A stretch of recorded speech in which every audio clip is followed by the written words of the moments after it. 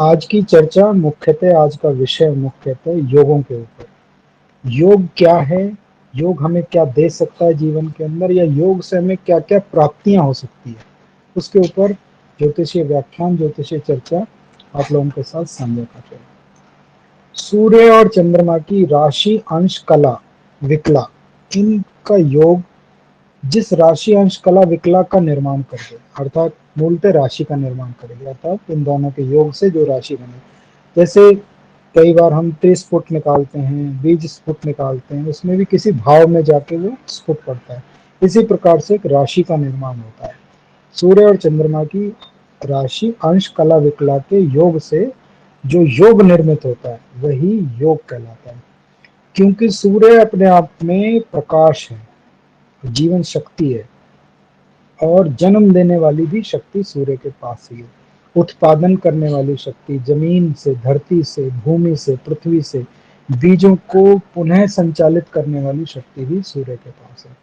तो जीवन में जो प्रकाश देने वाली शक्ति है वो सूर्य है। वो कौन सा प्रकाश है? वो बाह्य प्रकाश है जो संसार के सामने हमें, आपको, दुनिया के सामने, संसार के सामने प्रगटीकरण, प्रस्तुतिकरण देता कि हम क्या, हमारा व्यक्तित्व है, क्या हम जीवन के अंदर प्राप्त कर सकते हैं, क्या हमें प्राप्त हो रहा है, वो सब सूर्य है। और सूर्य के साथ दूसरा प्रकाशमान ग्रह है चंद्रमा। क्योंकि चंद्रमा मानसिक वृत्ति, मानसिक प्रकाश का ग्रह, दो ही प्रकाशमान बताए गए हैं, एक सूर्य और एक चंद्रमा। तो चंद्रमा मानसिक प्रकाश का प्रतीक है और सूर्य मूलतः आपके बाह्य वातावरण के प्रकाश का प्रतीक है। जब इन दोनों के राशि अंश कला विकला को जोड़ा, तो जो एक इनके जोड़ से जो एक राशि की अंश कला विकला बनती है या एक राशि बनती है, उसी राशि के अनुसार योग का निर्माण होता है। एक मूलतः योग 27 है, तो ऐसा ना समझिए कि 12 राशियों में पढ़ेंगे। एक राशि के अंदर 2 से अधिक भी योग पढ़ सकते हैं। ठीक है, आज इसके ऊपर ही चर्चा से आपको पता लगा होगा कि योग क्या है। अब योग जुड़ने का भी अर्थ है। तो ऐसी क्या चीजें हम अपने अंदर जोड़ लें, या ऐसी क्या चीजें हमारे साथ जुड़ के आ गई हैं। अगर अध्यात्म ज्योतिष की बात करें तो सूर्य पिता तुल्य है और चंद्रमा माता तुल्य है। तो वंशागत जो हमारे गुण सूत्र हैं वो किस प्रकार से हमें निर्मित हुए हैं, किस प्रकार से हमें प्राप्त हुए हैं, वो भी एक प्रकार का योग ही है। तो इसीलिए ऐसी क्या चीजें हमारे साथ जुड़ के आई हैं, या क्या चीजें हम अपने साथ और जोड़ लें, उसको भी एक प्रकार से योग ही समझना चाहिए। उससे ही नाम की, यश की प्राप्ति होती है, ऐसा शास्त्र का कथन है। योग का नाम, योग के देवता, योग का अर्थ और देवताओं के गुणसूत्र योग के बारे में बताते हैं। क्या क्या हुआ? योग का नाम, 27 योग हैं, 27 योगों के 27 प्रकार के नाम हैं। योग के देवता, जो उन योगों के देवत्व स्वामी है, और योग के नाम का अर्थ, देवताओं के गुण सूत्र जो छुपे हुए हैं इसके अंदर। तो उससे व्यक्ति के जीवन में क्या वो और प्राप्त कर सकता है, क्या उसे मिल सकता है, क्या उसे ले लेना चाहिए, उनके बारे में व्यक्ति को आभास होता है, ये पता लगता है कि मेरे पास इस चीज का पहले से ही वस्तुएं हैं और इन चीजों को और मैं अपने साथ जोड़ लेता हूँ। जैसे यदि जन्म पत्रिका के अंदर जो बनने वाला योग है वो 6, 8, 12 राशियों में पड़ जाए, अर्थात यहाँ पे राशियों का नाम लेता है शास्त्र, कन्या के अंदर, वृश्चिक के अंदर और मीन राशि के अंदर यदि योग पड़ जाता है। लेकिन साथ ही साथ ये भी मैं कहना चाहता हूँ कि यहाँ पे ये राशियां या कोई अन्य राशियां भी क्यों, इसका अर्थ ये हुआ कि कन्या राशि, वृश्चिक राशि, मीन राशि में जब भी योग पड़ेंगे वो खराबी उत्पन्न होंगे, ऐसा नहीं है। ये राशियां भी विशेषतः जब छठे स्थान में, 8वें स्थान में, 12वें स्थान में पड़े, अर्थात मेष लगन की राशि है और सूर्य चंद्रमा के अंश कला विकला के अनुसार उसमें योग भी उसी स्थान पे पड़ रहा है, योग पंचांग के अंदर देखने से प्राप्ति होगी, उसका जो विश्लेषण हम अगले खंडों में करेंगे। तो और ज्यादा कई बार भ्रामक और दुष्कर परिस्थितियों को उत्पन्न कर सकता है, ये कष्टकारी होता है। पहला योग आज करेंगे विषकंभ नामक योग। कुछ जनमानस को, कुछ ज्योतिषविदों को, कुछ ज्योतिषाचार्यों को भी इसके बारे में भ्रम है कि ये विषकुंभ योग है। मूलतः ये विषकंभ योग है, तो विषकुंभ योग नहीं है, विषकंभ योग है। देवता इसके यम है, अर्थात यमराज है। और इसका अर्थ जो निहित छुपा हुआ है इसके अंदर, बेड़ी, बंधन, संकल्प, अर्थात कुंडली, कुंडी लगा देना, दरवाजे के ऊपर कुंडी लगा देना, बंधन प्राप्त करना, ये सब इसके अर्थों के अंदर छुपे हैं।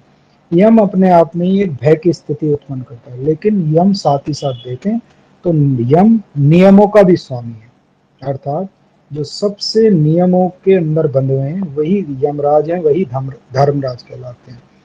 तो मूलतः विषकंभ योग जिन परिपाटियों में बंधा हुआ है, जैसे पहले कहा इसमें बंधन है, तो ये उसी के साथ में जुड़े रहना चाहते हैं, उससे अलग हटके सोचने का इनका विचार बनता नहीं है। और जैसे हमने पीछे जब कर्म के बारे में विचार किया था कि जब तक जीवन के अंदर बदलाव, परिवर्तन नहीं आएगा तो जब तक जीवन आगे कैसे बढ़ेगा। अर्थात यदि विषकंभ नामक योग है और व्यक्ति जड़ता अर्थात स्थिरता के अंदर अत्यधिक जुड़े हुए हैं, तो फिर वो अपने जीवन के अंदर बदलाव कैसे लेंगे, और जब परिवर्तन नहीं होगा तो जीवन आगे कैसे चलेगा। इन लोगों की प्रगति और उन्नति इसी कारण से रुकी रहती है कि जो बनी बनाई परिपाटी है उसी के अंदर जुड़े रहना चाहते हैं, उससे बाहर ये निकलना नहीं चाहते हैं। तो जब तक ये अपने अंदर बदलाव, परिवर्तन उत्पन्न नहीं करेंगे, जब तक इनके साथ कोई विशेष प्रगति नहीं मिल पाएगी। आप ये देखिए बहुत सारे उत्पाद जिनको हम दैनिक दिनचर्या में प्रयोग करते हैं, आप ये देखिए कि मूलतः उनका जो विशेष तत्व है वो तो वही का वही है, चाहे हम किसी भी रूप में कोई भी उत्पाद प्रयोग कर रहे हैं। लेकिन हर आने वाले 1 वर्ष के अंदर, 6 माह के अंदर उसके पैकिंग का, उसको जो साज सज्जा का जो उसकी आकृति है उसको बदल दिया जाता है और एक नया शब्द उसमें प्रयोग कर दिया जाता है। तो हर जनमानस को लगता है कि शायद हो सकता है ये कुछ बहुत नया बन गया होगा। मूलतः उसकी मूल प्रवृत्ति वही रहती है, लेकिन उसके नाम के साथ, उसकी पैकिंग के साथ, उसकी साज सज्जा के साथ इस प्रकार से कुछ शोधन किया जाता है कि वो और ज्यादा आकर्षक लग जाता है। तो विषकंभ नामक जो योग है ये मूलतः अपनी जड़ता में, अपने परिपाठी के अंदर बंध के रहना चाहते हैं। और जब ये अपनी परिपाठी के अंदर बंध के रहेंगे तो जीवन में प्रगति किस प्रकार से हो जाएगी। दूसरा, जैसे विष्टि नामक योग के अंदर देखा गया था, इनको भार पड़ता रहता है, कर्तव्य पड़ते रहते हैं, उसी प्रकार के योग इसमें भी देखे गए हैं कि इनके ऊपर भार और कर्तव्य निर्वहन की जिम्मेदारी इनके ऊपर बहुत ज्यादा बधी रहती है। एक हाथ में मृत्यु दंड है यम के और दूसरे हाथ में कर्तव्य है। यदि आप यमराज का चित्र देखेंगे, धर्मराज का चित्र देखेंगे, तो एक हाथ में उनके पाश है, बंधन, और दूसरे हाथ में गदा है। तो ये इतने नियमों के साथ सख्त जुड़े हुए होते हैं कि इनके अंदर सामान्यतः बदलाव उत्पन्न होता नहीं है। यदि परिवर्तन नहीं होगा तो इसीलिए ये समस्याएं रह सकती हैं। क्या करना चाहिए? मूलतः इनको अपने अनुशासन जो उन्होंने बना रखे हैं उसमें कहीं ना कहीं थोड़ा सा लोच पैदा करनी चाहिए, थोड़ा सा सामंजस्य पैदा करना चाहिए, जिससे कि ऐसे लोग, कोई भी नियम यदि एक ही प्रकार से बना रहेगा ऐसा समझना चाहिए, ऐसा अपेक्षा करना चाहिए। यदि हमारी आपकी संतान आज कुछ वर्ष की है और कल वो और बढ़ के कुछ वर्ष होगी, तो आप ये देखिए कि जो उसके हार्मोन्स हैं, जो उसकी अंतः ग्रंथियां हैं जिसके अंदर उसमें बदलाव आता है, यदि हम उसे एक ही प्रकार से हाँकते रहेंगे तो वो भी अपने आप में असहज महसूस करेगा, अपने आप में हमारे साथ कुछ समय बाद असहयोग देना शुरू कर देगा। तो इसी कारण से एक नियम में ना बंध के रहें, थोड़ा सा अपने अंदर परिवर्तन लेके आने का इनके साथ में हो गया।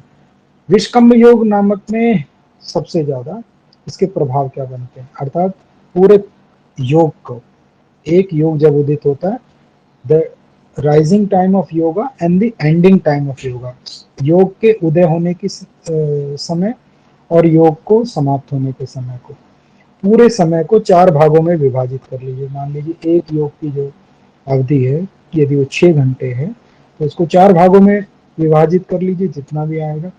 तो प्रथम भाग में इसका प्रभाव सबसे अधिक रहता है, अर्थात विषकंभ नामक योग लगा ही लगा है, उसी वक्त जातक का जन्म हुआ है, तो उसके जीवन में इसके प्रभाव बहुत ज्यादा देखने को मिलेंगे।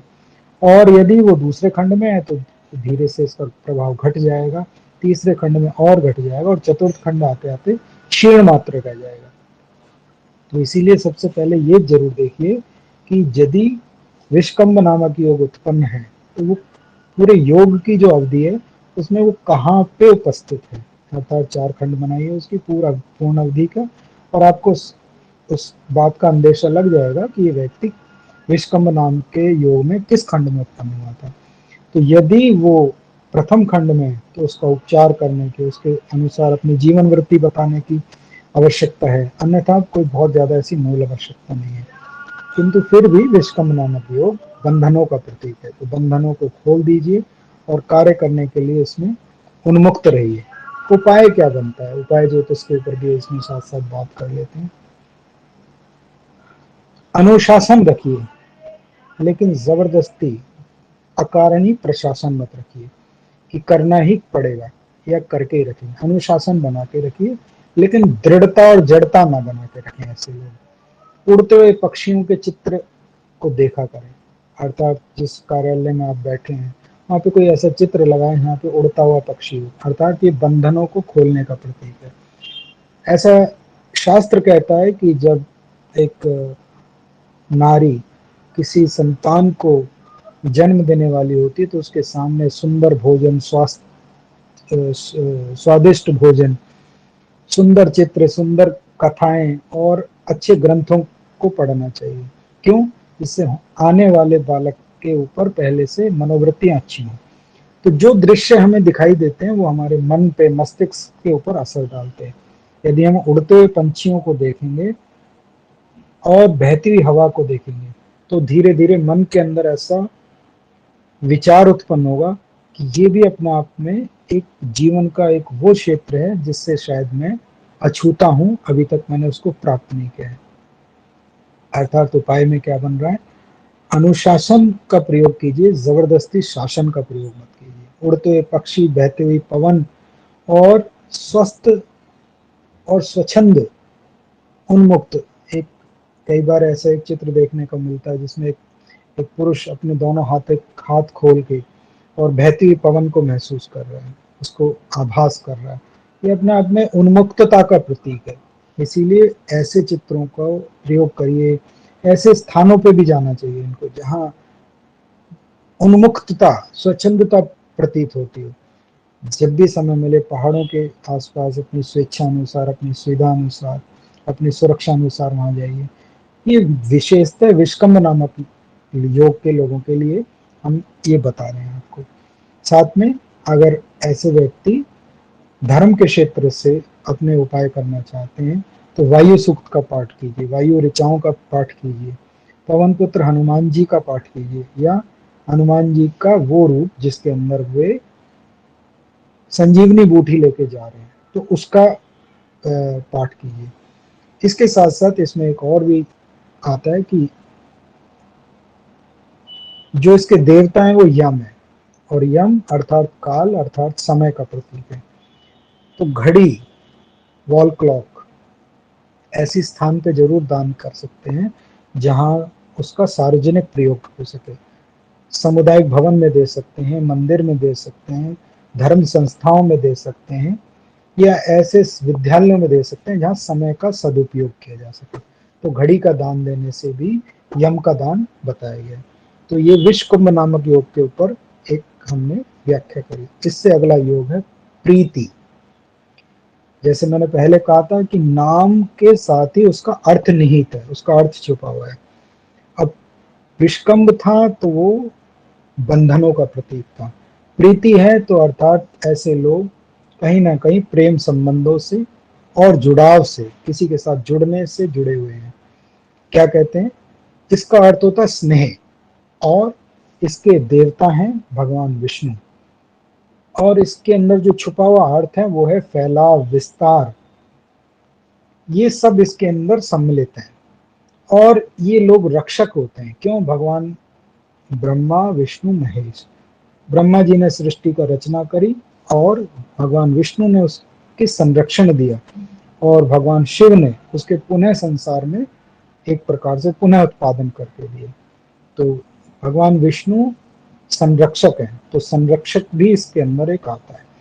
जिन लोगों का भी प्रीति नामक योग उत्पन्न होगा, ऐसे लोग स्नेह के, लोगों को जोड़ने वाले, अपने कार्य को बहुत ही विस्तार में लेके जाने, बढ़ाने वाले लोग होते हैं। इनके स्वभाव में ही मित्रता छिपी होती है। कहीं ना कहीं इनकी वृत्तियां, मनोवृत्तियां मित्र बनाने की, मित्रता से संबंधी बनी ही रहती है, लगातार ही बनी रहती है। और कई कई ये कार्य कर लेने के रुचि रखते हैं। इससे थोड़ा इनको दिक्कत हो सकती है। प्रयास ये करें कि एक कार्य को विशेषता से करें। बहुत सारे कार्य करने से इनको जो समस्याएं हैं उसके साथ में परेशानी हो सकती है। क्यों? क्योंकि ये प्रीति नामक योग है, तो ये मिलनसार होता है। मिलनसार है तो कई बार अपने कार्य का उचित मूल्य नहीं ले सकते। अर्थात किसी ने कह दिया और ये उनके साथ प्रीति रखते हैं, तो व्यापारिक कला कौशल बिल्कुल एक अलग भिन्न क्षेत्र है, और स्नेह रखना एक बिल्कुल भिन्न क्षेत्र है। यदि कोई व्यक्ति अपने ग्राहक से, कस्टमर से अगर स्नेह रखेगा, संबंध मधुर रखना एक अलग बात है, स्नेह रखना बिल्कुल ही एक अलग बात है। यदि वो उससे स्नेह रखेगा तो फिर वो व्यापार नहीं कर पाएगा। इसलिए समय के अनुसार अपनी सेवाओं का शुल्क अवश्य ले। ये इसके अंदर इसका छुपा हुआ कोड है। और कई बार इनके उत्पादन का, जो ये उत्पादन कर रहे हैं, उसका पैसा इनको पूरा मिल नहीं पाता है। तो जब इनको इसका पैसा पूरा नहीं मिलेगा अपने कार्य का, तो फिर ये किस प्रकार से उस कार्य को पूरा करेंगे? क्योंकि जीविका चलाने के लिए, आजीविका चलाने के लिए कहीं ना कहीं चीजें परिवर्तनशील होती हैं। जैसे पुराने समय में देखें तो कृषक, किसान जमीन के ऊपर, धरती के ऊपर अनाज उत्पन्न करता था, और उसके बदले अपने परिवार को पालन पोषण के लिए उस अनाज की क्रय विक्रय करता था। अर्थात वस्तुओं का आदान प्रदान होना चाहिए। प्रीति नामक जिनका भी योग होता है, तो ऐसे लोग कई बार अपनी ऊर्जाओं का, अपने कार्य का पूर्ण पैसा नहीं ले सकते या नहीं ले पाते हैं, अपनी मनोवृत्ति के कारण से, अपने स्नेह के कारण से, अपने इसके। तो प्रीति नामक योग वाले लोगों को अत्यधिक प्रेम किसी के साथ दर्शाने की आवश्यकता नहीं है। जीवन में थोड़ी व्यवहारिकता लानी चाहिए। व्यवहारिकता पृथ्वी तत्व के साथ जुड़ी हुई है, जो कि बुद्ध मूलतः व्यवहारिकता का प्रतीक है। इसको कहते हैं प्रैक्टिकल। या ये कहना चाहिए समाज से मुझे क्या प्राप्ति हो सकती है, वही बुद्ध है। तो ऐसे व्यक्ति को यदि प्रीति नामक योग है और बहुत सारी जन्म पत्रिका के अंदर सौम्य चीजें बनी हुई है, तो इन लोगों को मूलतः बुद्ध को जागृत करना चाहिए। बुद्ध जागृत करने के यहाँ से फिर उपाय बनते हैं। छुपा हुआ संकेत क्या मिला? ये स्नेह के प्रतीक होते हैं, लोगों के साथ सहृदयता रखते हैं, कार्य को विस्तार से बढ़ा के करने वाले होते हैं। ये सारा प्रीति नामक योग के अंदर छुपा हुआ सूत्र है। लेकिन इसी कारण से इनको दोष भी लग सकता है, अर्थात अपने कार्य का सही मूल्य नहीं ले पाएंगे। क्या करना चाहिए? पृथ्वी तत्व को, बुद्ध को जागृत करना चाहिए। बुद्ध को कैसे जागृत किया जाता है? भौतिक शरीर के अंदर पृथ्वी नामक जो तत्व है मूलाधार चक्र के ऊपर वास करता है, और वैसे अगर देखा जाए तो बुद्ध पृथ्वी तत्व के अंदर वास करता है, या बुद्ध के अंदर ही पृथ्वी तत्व वास करता है। बुद्ध के जो वस्तुएं हैं, बुद्ध की जो सामान्यतः प्रयोग की जाने वाली वस्तुएं, यदि उनको थोड़ा थोड़ा प्रयोग करना शुरू करेंगे तो उनके अंदर पृथ्वी तत्व जागृत होगा। यदि पृथ्वी तत्व जागृत होगा तो उपाय अपने आप ही बन जाएगा। जैसे बुद्ध के लिए ज्योतिष शास्त्र कहता है कि सूत का कपड़ा या कलफ लगा हुआ कपड़ा।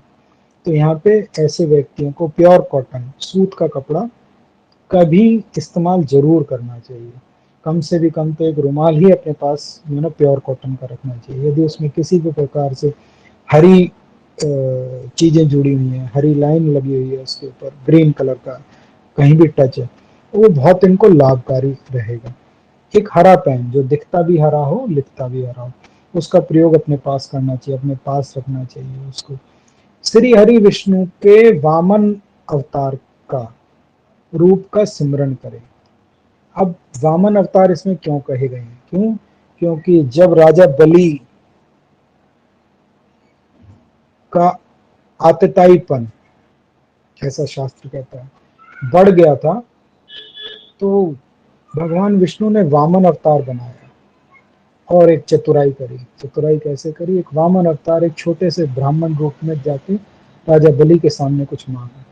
राजा बलि ने सोचा कि ये मेरे साथ क्या मांग सकते हैं, और उन्होंने केवल मांगा क्या कि मुझे केवल 3 पग धरती दे दीजिए।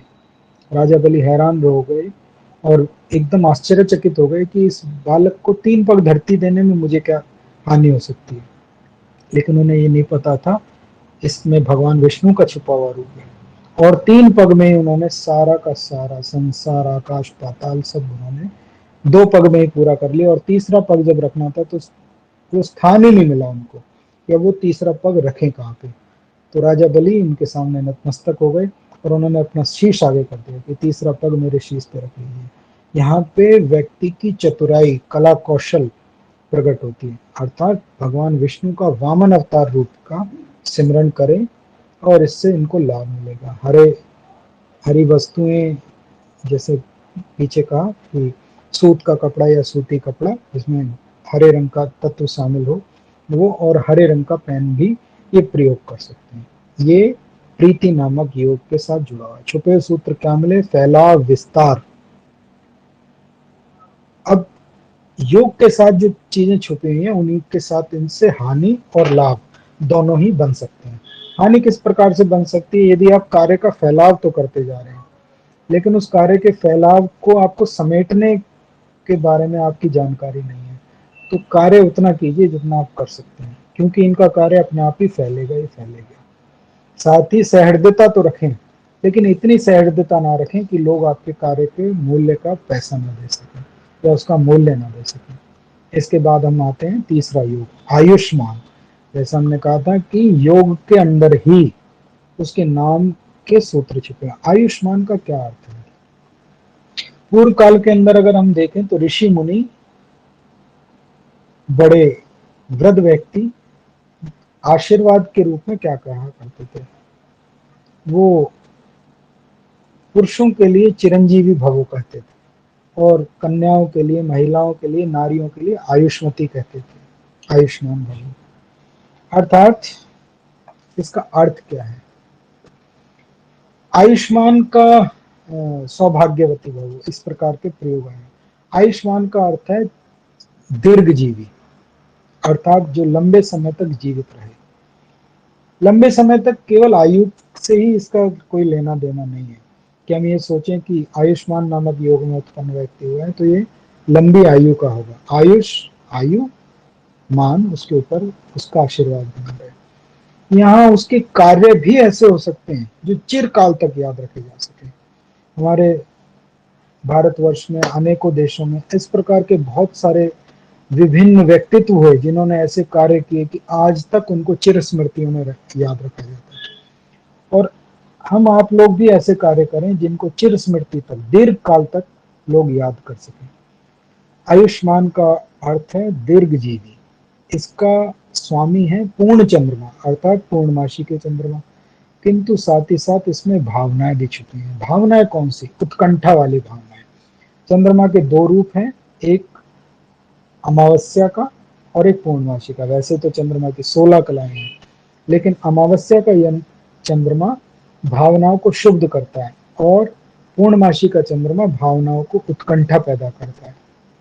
तो ये लोग कई बार भावुक होते हैं और भावुक भी इस प्रकार से जैसे उन्माद फैल सकता है। साथ ही साथ उसके साथ प्रसन्नतादायक भी ये योग बताया गया है। और अति उत्साही भी होते हैं। क्यों? जब पूर्ण चंद्रमा है तो अति उत्साह इनके अंदर भरा रहेगा। कोमल अंगन भी कहा गया है इनके अंदर। ऐसे लोग, ऐसी कन्याएं, ऐसे पुरुष, ऐसी नारियां कोमलता के परिप्रेक्ष्य में भी देखे हैं। साथ ही साथ क्योंकि चंद्रमा पूर्ण है तो ये कई बार व्यक्ति को बात पूरा करने का, क्योंकि मानसिक रूप से सुदृढ़ है, बात पूरा करने का अधिकार भी देता है। तो स्थायित्व का भी ये हो गया। इस व्यक्ति के कार्य चिरकाल तक स्मृति में बने रहते हैं। उसकी आयु भी ईश्वर ने चाहा तो लंबी हो सकती है, लेकिन मूलतः उसके कार्यों के बारे में कहा गया है। व्यक्ति का कोई ना कोई घटक, कोई ना कोई उसका तत्व जीवन का चिरकाल तक स्थायित्व देता है। अर्थात ऐसे कार्य कर जाए, ऐसे पुस्तक लिख जाए, ऐसा कोई जीवन के अंदर कार्य करे, पढ़ने का करे, पढ़ाने का करे, जन समाज के कार्य करे, जिससे कि वो चिरकाल तक स्मृतिवान रह सके। इनको क्या नहीं करना चाहिए? इनको जो लघु लाभ है, जो शीघ्र लाभ है, अभी तुरंत फायदा लाभ जिससे मिल सके, उससे इनको वंचित रहना चाहिए, दूर रहना चाहिए, तटस्थ रहना चाहिए। क्यों? क्योंकि जब ये आयुष्मान योग है तो इनके लाभ दीर्घकालीन होने चाहिए। ऐसी योजनाओं में ऐसा जीवन शैली को अपनाएं जिसमें दीर्घ काल तक, लंबे समय तक योजनाएं बना सकें और लंबे समय के लिए कार्यों का प्रयोग किया जा सके। जो छोटी समय की अवधि की जो लाभकारी योजनाएं कहीं ना कहीं इसको इनको नुकसान दे सकती है, और अल्पकाल के लाभ से इनको सदैव बचना चाहिए। भावुकता पे बहुत नियंत्रण भी रखना चाहिए। पूर्ण चंद्रमा कई बार भावुकताएं बहुत देता है, इसी के अंदर छुपे गुणसूत्र बनते चले आ रहे हैं। भावुकताओं पे नियंत्रण रखें और अपनी भावनाओं से भी अधिक अपनी तार्किक क्षमता को, अपनी बौद्धिक क्षमता को प्रयोग करें। कई बार ऐसा होगा कि मन कुछ कहेगा और मस्तिष्क कुछ कहेगा। तो इन व्यक्तियों को जिनका आयुष्मान नामक योग है, इनको अपनी तार्किक शक्ति, अपनी बौद्धिक क्षमता का ज्यादा प्रयोग करना चाहिए, ना कि अपनी भावनात्मक शक्ति का। यदि अपनी भावनात्मक शक्ति का प्रयोग करेंगे तो जीवन में कहीं ना कहीं इनको हानि हो सकती है। ऐसे लोगों के लिए उपाय क्या बन सकते हैं, क्या इनको करना चाहिए? संगीत जरूर सुनना चाहिए, क्योंकि अवसाद और उन्माद को संगीत संतुलन करता है। ऐसे लोगों को ऐसे कार्य जरूर करने चाहिए जिससे चिरकाल तक, लंबे समय तक याद किया जा सकता है, या अपनी जीवन शैली के अंदर भी ऐसे कार्य कर लेने चाहिए जो लंबी अवधि के कार्य होते हैं। जैसे आप ये समझिए कि बहुत सारे लोग ऐसा भी कार्य करते हैं जो लोग धन जमा करते हैं और उनका पैसे को लंबे समय, लंबी अवधि तक जमा करवा के उनको वापस दिलवाते हैं। जैसे बैंकिंग का काम है या डाकघर का काम है, बॉन्ड्स का काम है। इस प्रकार से भी ऐसे लोग कार्य कर सकते हैं। पुस्तक लेखन का कार्य, आप पुस्तक लिखें और लंबे समय तक ग्रंथ लिखें, लंबे समय तक लोग उसको याद कर सकें। पूर्णमासी का चंद्रमा सकारात्मकता का भी बताता है। तो जब पूर्णमासी का चंद्रमा सकारात्मक दिखाई दे, अब ये सकारात्मक और नकारात्मक चंद्रमा कैसे देखा जाएगा? यदि चंद्रमा अपने मित्र राशियों में पूर्णमासी का बन रहा है तो ये सकारात्मक चंद्रमा है। मूलतः चंद्रमा का पक्ष बल देखा जाता है, फिर भी किंतु जिन राशियों में चंद्रमा अपने आप में प्रसन्नता महसूस करता है, उन राशियों में यदि पूर्णमासी बन रही है तो घर से थोड़ा बाहर आके अपने आंगन में ऐसी ऐसे चंद्रमा का दर्शन जरूर करना चाहिए। साथ ही ऐसे वृक्षारोपण भी जरूर करने चाहिए जो दीर्घ समय तक के लिए होते हैं, जैसे बड़ का पेड़, पीपल का पेड़। ऐसे ऐसे पेड़ों को भी इनको रोपित करना चाहिए, क्योंकि योग जो है या जो उसके अंदर छुपे सूत्र हैं, उसके साथ में एक प्रकार से उपाय भी छुपे हैं, उनसे आपको देर तक याद रखा जाएगा। ऐसा समझिए यदि हमने कोई एक वृक्ष लगा दिया और उसकी छांव के भीतर लोग विश्राम कर रहे हैं, उसकी पत्तियों से, उसकी टहनियों से औषधियां बना रहे हैं, तो ये अपने आप में कितना लाभकारी रहेगा। और ऐसा शास्त्र कहता है कि यदि कोई भी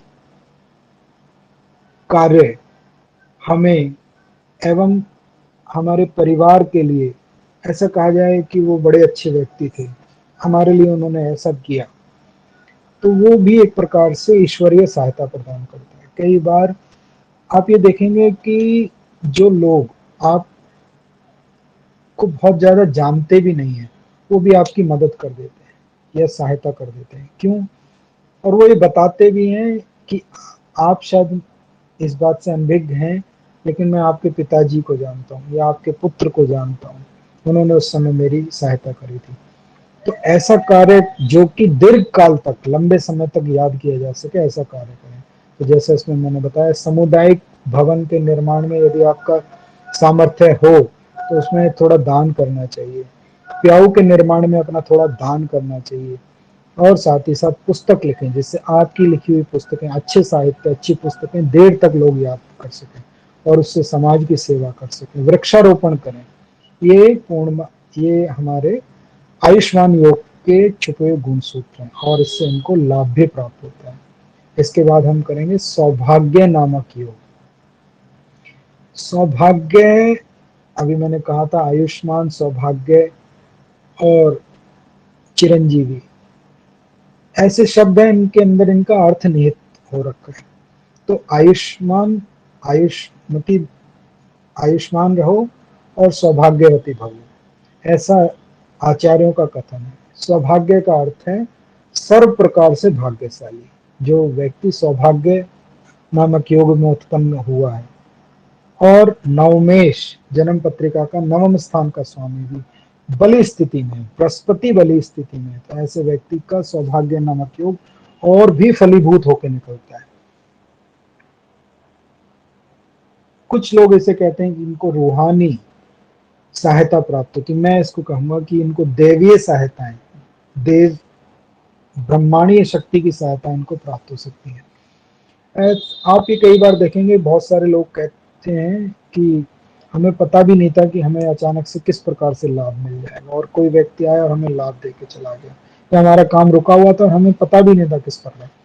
जो सौभाग्य है, जो नवम स्थान है, सौभाग्य नामक योग, नवम स्थान और बृहस्पति, ये तीनों अपने आप में यदि जन्म कुंडली के अंदर बलवान है, तो व्यक्ति को अपने आप ही अपने कार्य बनते हुए नजर आ जाएंगे। उनको बहुत अधिक परिश्रम नहीं करना पड़ेगा और उनके कार्य बन जाएंगे, संघर्ष नहीं करना पड़ेगा और उनके कार्य उनके लिए बन जाएंगे। सौभाग्य योग, सौभाग्यशाली, स्वामी इसके ब्रह्मा है, इसके देवता ब्रह्मा देवता है। गुण क्या है इसके? निर्माण कार्य, नया उत्पादन। चूंकि पुरुषों को ऋषि वरदान में कहा करते थे चिरंजीवी भवो, और महिलाओं को कहते थे सौभाग्यवती भवो। महिला क्यों सौभाग्यवती कहा जाता था? क्योंकि महिलाएं एक संसार के अंदर पुनः उत्पत्ति के कारक भी हैं। मूलतः महिला और पुरुष के दोनों के ही कारण से कोई संतान बनेगी, लेकिन पुरुष का भूमिका कहाँ तक है और महिला की भूमिका, नारी की भूमिका कहाँ तक है, ये आप सब लोग जानते हैं।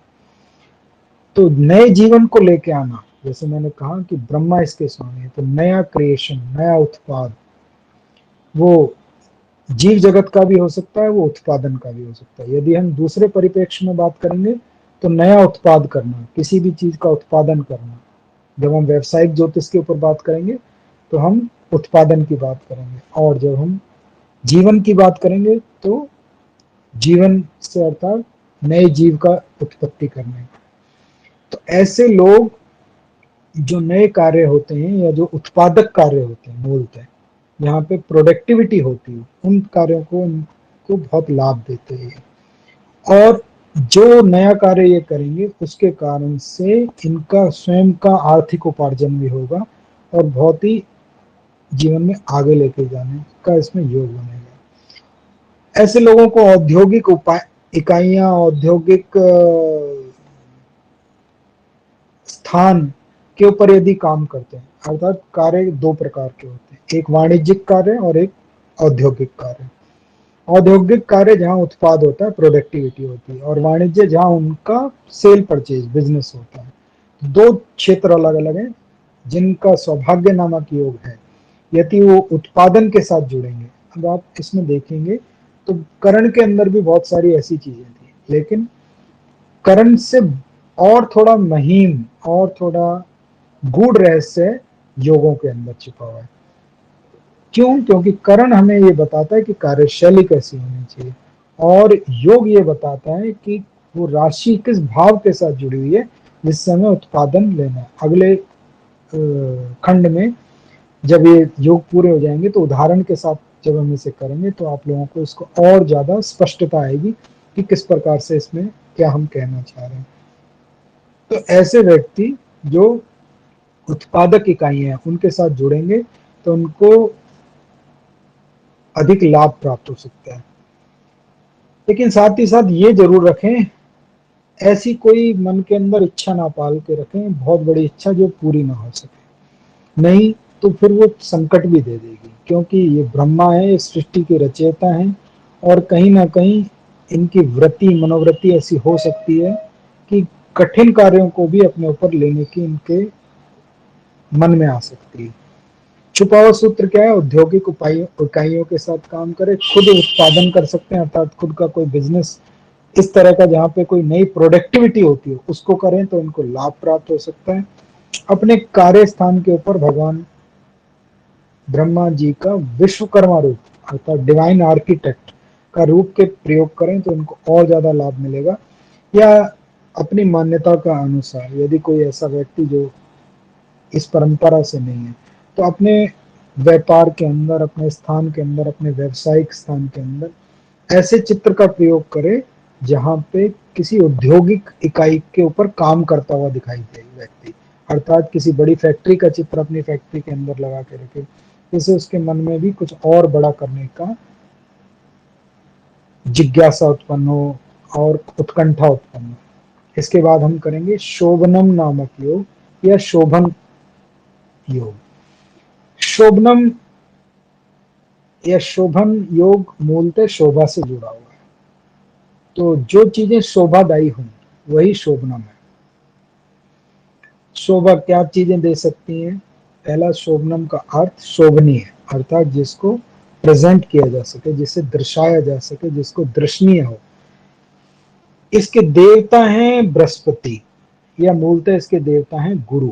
बृहस्पति भी ना कह के इसके देवता हैं गुरु। और इसके छुपे हुए अंश क्या हैं? ये शोभादायक वस्तुएं प्रदान करने वाले, साज सज्जा के साथ भी जुड़ा हुआ हो सकता है। पुष्टि भी है, बहुत बली भी है, ये वृद्धि भी है, और वरिष्ठता भी दिखाने का इनके अंदर मनोवृत्ति रहती है, आदतें रहती हैं। क्यों? क्योंकि जब इसके देवता इसके गुरु हैं तो इनको वरिष्ठता अपने आप में आ ही जाती है, और वरिष्ठता भी कैसी कि जो दर्शाई जा सके। तो शुभ दर्शनीय सुसज्जित रहें। अब यहाँ पे इसका अर्थ क्या बनते हैं और इससे लाभ कैसे लिए जा सकते हैं? सदैव इस प्रकार से, वैसे तो कभी भी मलिन वस्त्रों में, अस्त व्यस्त वस्त्रों में रहना ही नहीं चाहिए, लेकिन इन लोगों के लिए विशेषकर यदि इससे लाभ लेना है तो सदैव अपनी वेशभूषा, केश सज्जा आदि सदैव ऐसी रखें जो शोभा देती हो। कई व्यक्तियों का परिधान पोशाक ही इस प्रकार की होती है, उससे एक बहुत सुखद अनुभूति प्राप्त होती है कि उनको देखने से ही मन प्रसन्न हो जाता है। तो ऐसे व्यक्तियों को विशेषकर सुसज्जित रहना चाहिए, शोभनीय रहना चाहिए, दर्शनीय रहना चाहिए। अस्त व्यस्त वस्त्रों का प्रयोग ना करें, और इसी प्रकार से अपने कार्य क्षेत्र में भी इस बात का ध्यान रखें। अर्थात ऐसा जहां ये बैठ के काम करते हैं, यदि व्यवसाय में है तो व्यवसाय सही, और यदि क्षमा कीजिएगा, और यदि ये उसके अंदर हैं आपके नौकरी के अंदर, जॉब के अंदर, दास्ता के अंदर, तो अपने आसपास के वातावरण को इस प्रकार से रखें कि वो कोई अस्त व्यस्त ना हो, वरना इनके मन पे प्रभाव उसका पड़ सकता है। और जितने ज्यादा ये शोभनीय रहेंगे, दर्शनीय रहेंगे, उतना ही इनको लाभ भी प्राप्त होगा। शास्त्र इसमें एक विशेष शब्द कहता है, इसका अर्थ देखते हैं भविष्य में कभी मैं भी समझ पाया तो। वो कहते हैं अपनी संतान पक्ष से कोई विशेष इच्छा ना रखें। या तो हो सकता है इनकी संतान इनकी इच्छा पूर्ति करती नहीं होगी, या उस अपेक्षाओं पे मिलती ना हो, तो उसे कहते हैं अपनी संतान पे कोई विशेष इच्छा ना रखें, अपने बल पे ही जीवन जिए। वैसे भी बृहस्पति या यहाँ पे गुरु कहना चाहिए, बृहस्पति ना कह के गुरु कहना चाहिए। गुरु के पास अपना ही एक बल है कि वो अपने बल से, अपनी योग्यताओं से आगे निकल के आता है। उपाय क्या है इसके अंदर? दिखावे वाला, प्रदर्शन वाला, दर्शनीय। यहाँ दिखावे का अर्थ भ्रामक दिखावा नहीं होना चाहिए, झूठा आडंबर पूर्वक दिखावा नहीं होना चाहिए।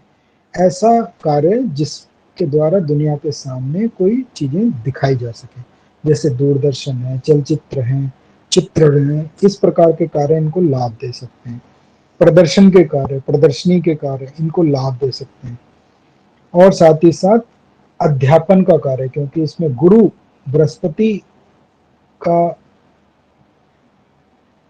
स्वामित्व है, तो गुरु का कार्य, अध्यापन का कार्य, शिक्षा देने का कार्य भी इनको लाभ दे सकता है। और साथ ही साथ अपने गुरु का, या जिसको आप ऐसा समझते हैं कि इनसे मैंने जीवन के अंदर बहुत कुछ सीखा है, वो व्यावसायिक गुरु भी हो सकते हैं, वो शैक्षिक गुरु भी हो सकते हैं, उनका सदैव सम्मान करना चाहिए। उनके सानिध्य में बैठें, उनका आशीर्वाद प्राप्त करें, उनका चित्र अपने पास लगाएं। यदि आप उनके साथ खड़े होकर आपने कोई चित्र खिंचवाया है या फोटो खींचा है तो वो भी अपने पास लगाना चाहिए। ये शोभनम नामक योग के गुण सूत्रों से लाभ मिलेगा इसके द्वारा। इसके बाद आते हैं अतिगंड नामक योग के ऊपर। अतिगंड,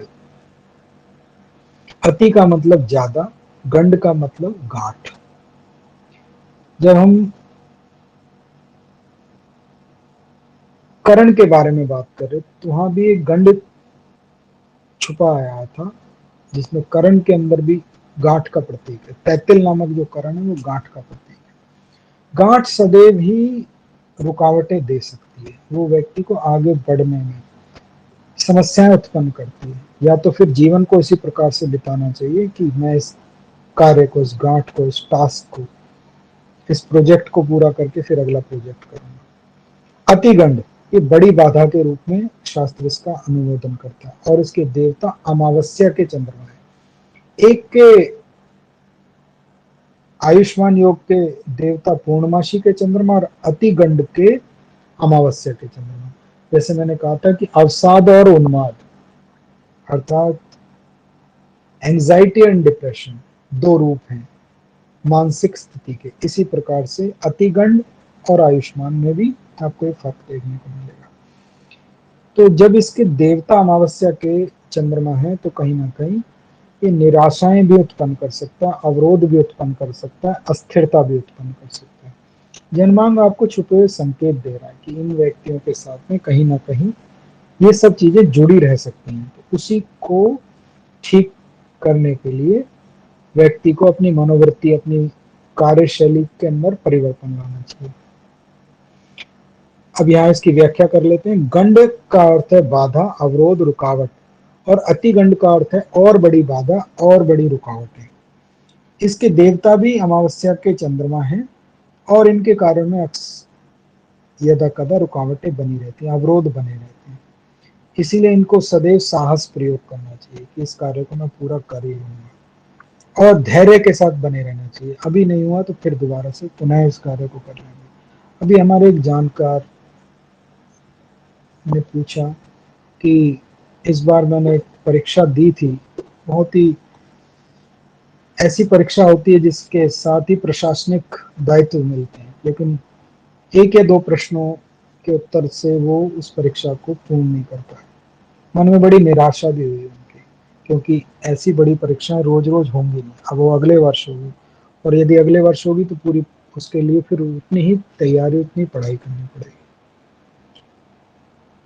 तो यदि वो धैर्य खो गए तो जो उन्होंने पीछे सब शिक्षा ली वो सब व्यर्थ चली जाएगी।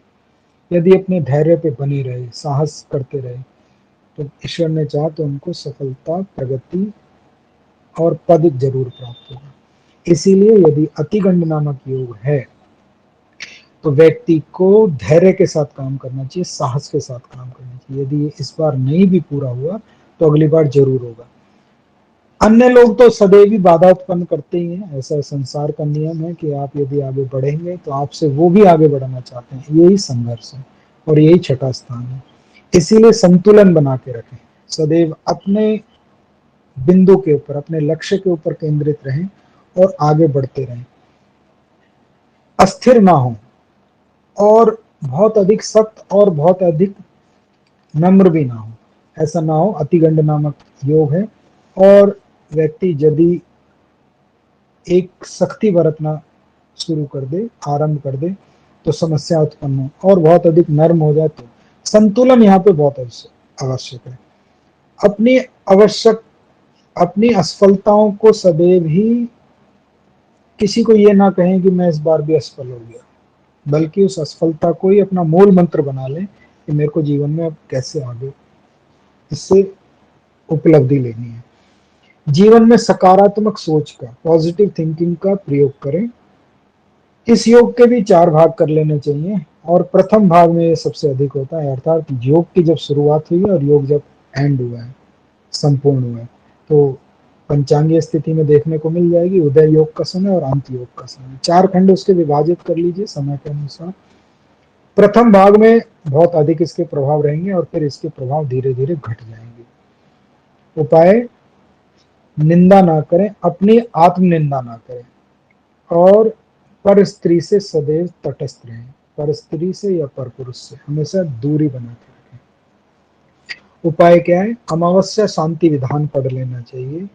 जल का प्रयोग करना चाहिए, अर्थात ठंडा शीतल जल सदैव ही मस्तिष्क को हल्का रखता है, ठंडा रखता है। अपने पितृगणों के चित्र का पूजन भी करना चाहिए। अपने पितरों से एक प्रेरणा लेनी चाहिए कि मैं भी जीवन में कुछ इनके जैसा कुछ कर पाऊंगा और करूँ। आशावादी रहने चाहिए, हमेशा मन के अंदर ये रहना चाहिए कि मैं कुछ जीवन में जरूर करूंगा, और ईश्वर ने चाहते ही जीवन में कुछ ना कुछ कर भी लेंगे। तारों का दर्शन करना चाहिए, अर्थात नक्षत्रों का दर्शन करना चाहिए। आप ये देखिए, चंद्रमा बढ़ता हुआ और घटता हुआ दोनों रूप है उसके, लेकिन तारे अर्थात नक्षत्र सदैव ही आकाश मंडल के अंदर, आकाश गंगा के अंदर विद्यमान रहते हैं। तो जब भी रात्रि काल हो, थोड़ी देर के लिए तारों के बारे में जरूर देखिए, अनंत आकाश को देखिए, तो आपकी निराशाएं आशाओं में बदलने, परिवर्तित होने शुरू हो जाएंगी। क्योंकि चंद्रमा क्षीण भी हो सकता है, फिर बढ़ भी सकता है, और तारे हमेशा ही टिमटिमाते रहेंगे और प्रकाश प्रदान करते रहेंगे। मूलतः अगर हो सके, यदि इनको ये पता लगे ध्रुव तारा किस नॉर्थ पोल के पास दिखता है, तो ध्रुव तारे के दर्शन जरूर करना चाहिए, या ध्रुव दर्शन करना चाहिए। इसके बाद हम करेंगे आज सुकर्मा नामक योग या सुकर्म योग। आज हम सुकर्म नामक योग तक ही करेंगे, और फिर प्रयास तो ये था कि 9 योग पूरे कर लेंगे, लेकिन आज हम सुकर्म तक ही इसको कर पाएंगे। सुकर्म नामक योग क्या है? सुकर्म अर्थात अच्छे कर्म, देवता इसके इंद्र, और सदैव ही, क्योंकि देवता इंद्र हैं, देवराज इंद्र हैं, तो इनकी मनोवृत्ति ऐसी होती है कि सदैव ही मेरे को आगे खड़ा किया जाए, अग्र पंक्ति में, सबसे आगे के प्रथम पायदान पे मेरे को मेरा अभिवादन होना चाहिए। लेकिन उसके बाद भी सत्कर्म करने वाले होते हैं। इनकी वृत्ति, आदतें सदैव ही अपने आप को आगे रखने की होती है, और आगे रहना भी चाहते हैं। इसी कारण कई बार जब इनको आगे ना रखा जाए, तो ऐसे लोग परेशान हो सकते हैं। और चूंकि देवराज इंद्र है, तो इनके स्वभाव के अंदर राजसीय स्वभाव छिपा रहता है, और उसी प्रकार का इनका धीरे धीरे मन भी बनने लग जाता है। जब ये राजसीय स्वभाव है, तो उसी के कारण से कोई हानि भी हो सकती है, क्योंकि सामंजस्य, संतुलन हमेशा अच्छा होता है। एक व्यक्ति का प्रशासनिक या राजकीय स्वभाव कहीं उसको परेशानियां भी खड़ी कर सकता है। तो इन व्यक्तियों को अपने कार्य के अंदर शासकीय शक्तियों का प्रयोग सकारात्मक तरीके से करना चाहिए। दमनकारी तरीके से ये लोग ना करें उसको, वरना इनसे हानि हो जाएगी। और अपनी कार्य को बहुत ज्यादा क्षेत्रों में विस्तृत ना करें, किसी एक कार्य के ऊपर केंद्रित करके करें, क्योंकि इंद्र देवराज हैं, और ये कई प्रकार के कार्यों के ऊपर अपना आधिपत्य करना चाहते हैं। कई प्रकार के कार्यों में व्यक्ति कभी भी परिपूर्ण हो नहीं सकता। इसीलिए जो 10वीं तिथि, जब हम तिथियां पढ़ाएंगे तो आप लोगों के साथ साझा करेंगे, तो तिथि 10वीं भी 10 दिशाओं का प्रतीक है और 10 दिशाओं को कोई कभी भी नियंत्रण में कर नहीं सकता। इसी प्रकार से सुकर्म विशेषतः जो इसके स्वामी है इंद्र, ये भी राज्य, राजकीय और हर चीज को अपने नियंत्रण में रखना चाहते हैं। और नियंत्रण सामंजस्य से हो सकता है, कभी भी शासकीय या आक्रामकता से नहीं हो सकता। इसलिए पहली बात तो मुझे क्या करना है, इसका सदैव मन में रहना चाहिए, अर्थात अपना लक्ष्य बना के निर्धारित करके कार्य करें। और क्योंकि राजा नृप, देवराज इंद्र, ये विश्राम, काम दूसरे करें और मैं विश्राम करूं, इसका भी एक छुपा हुआ संकेत है। तो ऐसे लोगों को अपने कार्य दूसरों पे ना छोड़ के खुद भी उनके अंदर सम्मिलित होना चाहिए। योजनाओं को क्रियान्वित करें और उसका नेतृत्व करें। सेनापति की भूमिका निभाएं। राजा की भूमिका सुकर्म वाले लोगों के लिए अच्छी नहीं प्रतीत होती, क्योंकि सेनापति सेना को एकत्रित करके अपनी योजना को पूरा क्रियान्वित करता है और राजा उसका श्रेय लेना जानता है। यहाँ पे इन लोगों को श्रेय लेने से बचना चाहिए, अपितु सेना का नायक होना चाहिए। मूलतः क्या करना चाहिए, कार्तिकेय जो देवताओं की सेना के सेनापति थे, रहे शास्त्र के अनुसार, उनके चित्र का पूजन करें। वर्षा के जल को संजो कर रखना चाहिए, क्योंकि इसमें देवराज इंद्र का प्रतीक है। और ऐसे किसी चित्रण को भी प्रयोग कर सकते हैं जहां लोग, बहुत सारे लोग आपका अनुसरण कर रहे हैं, ना कि आपकी आज्ञा मान रहे हैं। आज्ञा मानना मूलतः, समझ लीजिएगा, आज्ञा मानना मूलतः दम्भता का, अपने अधिकार का बलपूर्वक प्रयोग करना है। और सेना नायक होना अपने अधिकार को, अपने गुण को आगे लेके चलने का प्रतीक है। आज की चर्चा हमने सुकर्म नामक योग तक करी। अगली चर्चा के अंदर बाकी बचे योगों के ऊपर बातचीत आपके साथ साझा करेंगे।